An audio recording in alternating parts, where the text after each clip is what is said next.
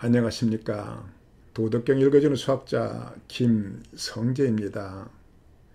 여러분에게 지혜는 무엇인가요? 제 지은 중에 하나는요. 수첩에 적어놓고 다녀야 할 30가지 지혜를 정말 프린트아웃해서 수첩에 넣어갖고 다니면서 자주 읽어요. 지혜를 향한 노력이 좋긴 하지만 이게 진정한 지혜가 될까요? 진정한 지혜는 여러분의 마음이 평안하게 할 수 있는 것이어야 합니다.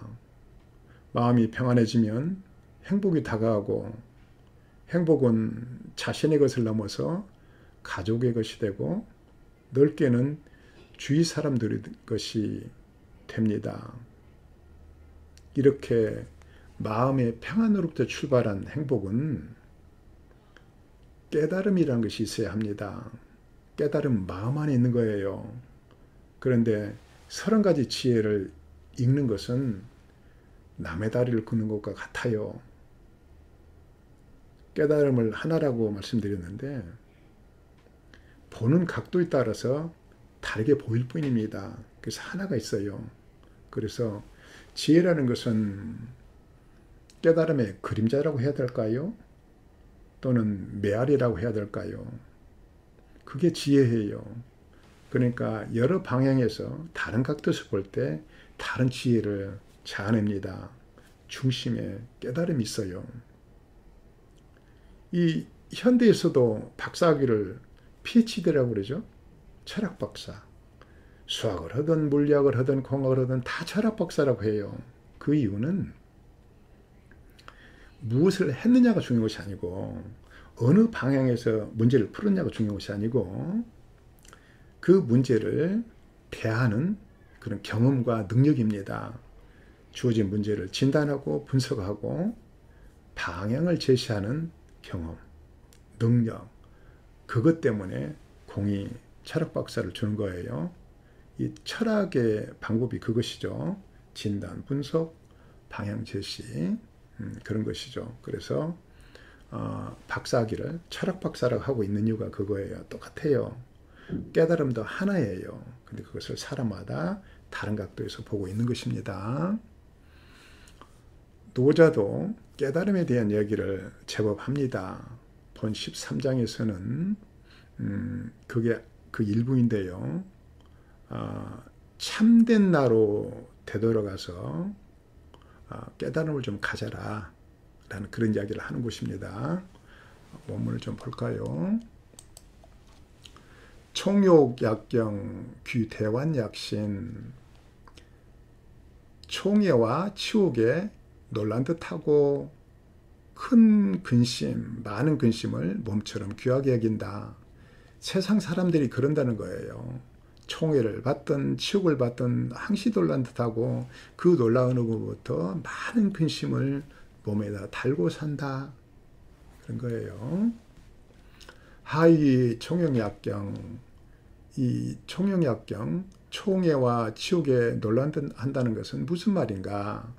총위하, 득지약경, 실지약경, 시위, 총욕약경. 총애는 아래로 가는 것으로 얻어도 놀란 듯하고 잃어도 놀란 듯하니 이를 총욕약경이라고 했다. 총애가 아래에 이르는 것은 어렵지 않죠. 잃었을 때 놀란 것도 어렵지 않죠. 근데 얻었을 때 놀라는 것은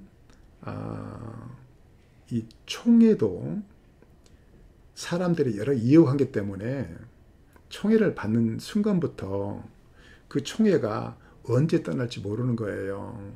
총애가 떠나는 순간에는 많은 경우에 큰 벌이 떨어지는 경우가 많잖아요. 그러다 보니까 총애를 받는 순간 그 기쁨이 놀란 것 같기도 하고 또 언제 이럴지 모르는 그런 근심이 시작되면서 놀란 듯 하는 것입니다. 그 상황을 표현하고 있어요. 하위, 귀, 대환약신, 많은 근심을 몸처럼 귀하게 여긴다는 것은 무슨 말인가? 오 소위 유태환자 유오유신 내가 많은 근심을 갖는 까닭은 소위는 까닭이에요. 까닭은 나를 위해서 몸이 있는 것이다. 근데요. 그러니까 나는요. 내 참된 나예요. 그래서 나의 순수의식을 가진 나를 몸이라는 것은 주위 환경에 이 좌우되는 그것에 영향을 받는 그런 외부적인 나라는 것입니다. 그래서 참된 나가 이 몸으로 참된 나를 몸으로 여기기 때문이다라는 뜻이에요. 그보무신 오유하완 내가 참된 나가 몸 없음에 이르면 그 참된 나가 어찌 근심을 갖겠는가.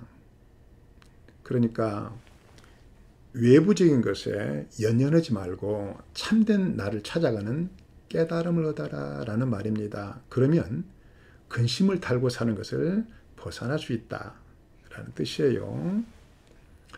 고 귀이신 위처나 약가탁처나 애이신 위처나 약가기처나 그러므로 귀하게 여긴다 몸으로서 천하를 위해서 그러니까 몸처럼 천하를 귀하게 여기면 가히 천하를 떠맡을 수 있고 몸으로서 천하를 사랑하면 아끼면 천하를 떠맡을 수 있다.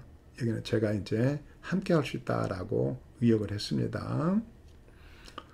어려운 거 없죠. 몸으로 천하를 귀하게 여긴다는 것은 몸을 위한 것만큼 천하를 위한다는 것인데 의역을 하면 몸 대신에 천하를 귀하게 여기면 천하를 떠맡을 수 있고 몸 대신에 천하를 아끼면 천하와 함께 할 수 있다.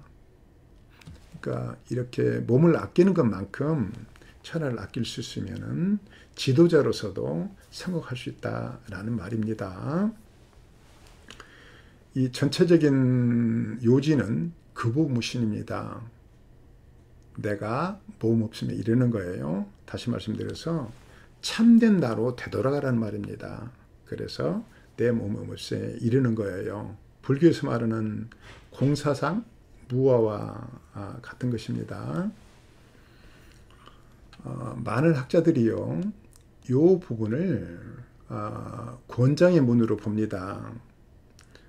총애와 치욕에 놀란 듯하고 많은 근심을 몸처럼 귀하게 여겨라. 이렇게 권장의 문장으로 보고 있는데요. 그러고 나면 근심을 귀하게 여기는 것을 권장을 하고 나니까 이 부분에 와서 스텝이 꼬여요. 근심을 벗어나는 방법을 이야기할 수가 없게 되죠. 왜냐하면 여기서 귀하게 여기라고 했기 때문에. 그러다 보니까 이 부분에 와서도 내가 몸을 갖고 있는 것이 근심의 원인이라는 그러한 해석을 하죠. 근데 여러분들이 몸을 갖지 않고 살 수 있나요? 반드시 가져야 되고 굉장히 필요한 것 때문에 근심의 이유가 된다면 이게 무슨 철학이나요? 개통 철학에 가까운데 그런 식으로 해설하는 철학자들이 많습니다. 근데 여기는 권장의 문장이 될 수가 없어요. 세상 사람들이 그런다는 것입니다. 그래서 그걸 분석한 결과 이 그보무신이 이제 많은 근심을 벗어날 수 있는 깨달음의 방법이다라는 이야기를 하고 있는 거예요. 노자는요, 무의를 이야기하면서요, 무의가 대원칙 중에 하나죠. 그거는 만물의 본성을 보살피는 것이에요. 그리고 깨달음이라는 것은 티끌과 하나가 되는 것이죠. 동기진이라고 했죠. 이렇게 노자는 무의와 어떤 깨달음을 이제 노자의 삼보라는 것으로 이렇게 서머라이즈 했다고 해야죠. 이렇게 이제 모아놓은 건데요. 그것이 자애, 검약, 겸손이에요. 저 뒤에 66장, 67장에서 나오네요. 67장에서 이제 산보란 이야기가 나오는데요. 깨달음은 결과가 아니라 과정이며 실천이라는 것으로 이야기가 진행됩니다. 이러한 노자 사상은 불교의 공사상과 굉장히 닮은 꼴이에요. 공은 비어있다는 의미인데 깨달음은 무와 없을무 나자예요. 무와의 경지에서 세상과 한 몸이 되는 과정이며 그 실체는 자비를 베풀어 중생을 구제하는 것이죠. 불교에서 말하는 깨달음은 중생을 구제하겠다는 큰 마음을 간직한 채 정진하는 수행 과정입니다. 이를 일러서 동체 대비라고 하죠. 중생과 하나가 되어서 커다란 자비를 베푼다는 의미입니다. 본 13장에서 말하는 금호무신과 불교가 말하는 무아의 경지가 거의 같은 거예요. 노자 사상과 불교 근간을 종합해보면 깨달음은 과정이자 실천이며 결국 사랑의 실천입니다. 예수님 말씀도 이에 멀지 않습니다. 마태복음에 너희 원수를 사랑하라 잘 알고 계시죠? 여러분은 원수를 사랑할 수 있나요? 쉽지 않을 것입니다. 일단 미워 죽겠는데 그걸 어떻게 사랑을 하죠? 그래서 원수를 사랑하라는 말씀은 기독교 교리 중 가장 실천하기 어려운 것 중에 하나라고 말하는 신자들이 많습니다. 하지만 사랑의 참된 의미를 잘 이해하면 그렇게 실천하기 어려운 것도 아닙니다. 이미 생긴 원수를 용서하고 사랑하는 것이 아니라 참되게 큰 사랑을 베풀어서 애당초 원수가 생기지 않게 하는 것입니다. 아니 그렇습니까? 시조 한 수로 마감하겠습니다. 이건 제가 그래도 도를 하면서 이제 도인의 길을 걷고 있는데 제가 경험한 이야기를 써봤습니다. 큰 울림 가슴에 일어 다 왔다 싶었네. 주위를 둘러보니 아직 내가 있어. 울림이 등불되어도 내 그림자 의할까? 감사합니다.